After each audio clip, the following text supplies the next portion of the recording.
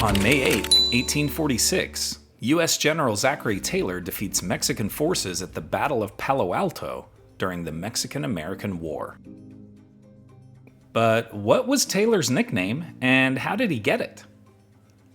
And how did his victory at Palo Alto catapult him to greater heights? Additionally, how is his death possibly linked to cherries?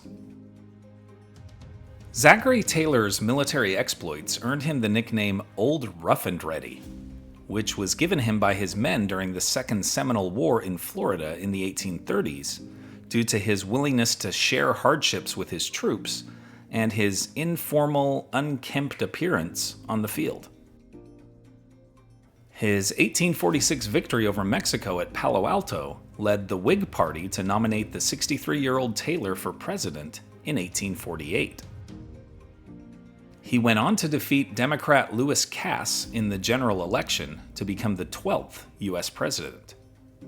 Although born in Virginia and raised in Kentucky, Taylor eventually settled in Baton Rouge, Louisiana, and remains the only U.S. president ever elected from the Pelican State. President Taylor attended a fundraising event at the partially completed Washington Monument on July 4, 1850, where he reportedly ate a rather large amount of cherries and iced milk. He died 5 days later of an unknown digestive ailment, which may or may not have been related to those cherries. He had served just 16 months as president.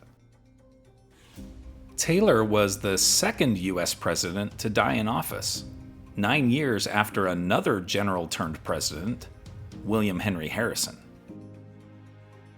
Taylor's vice president, Millard Fillmore of New York, assumed the office. Perhaps Fillmore's biggest claim to fame is that he was president for the Compromise of 1850, which dealt with the newly acquired territories from the Mexican-American War. Among other things, this compromise made California a state and New Mexico and Utah U.S. territories. In honor of President Millard Fillmore, Utah's territorial capital was named Fillmore, a town located in Millard County. Fillmore, however, didn't last long as Utah's capital. In 1856, it was moved to a more logical location, Salt Lake City. But the old territorial statehouse building still stands in Fillmore, the county seat of Millard County, today. In fact, that old statehouse was visited by one of the most promising fourth graders in U.S. history, Mr. Lewis.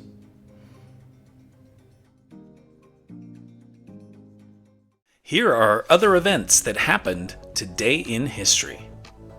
In 1429, teenage peasant Joan of Arc leads a French army to victory over the English at the Battle of Orleans. In 1541, Spanish explorer Hernando de Soto becomes the first known European to reach the Mississippi River.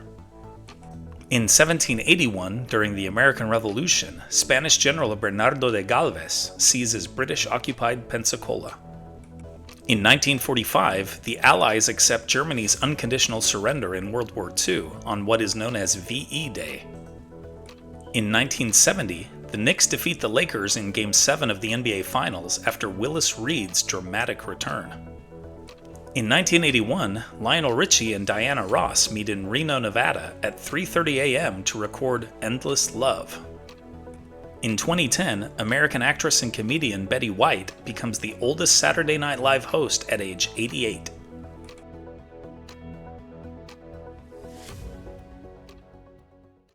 And now it's time for our Today in History quiz.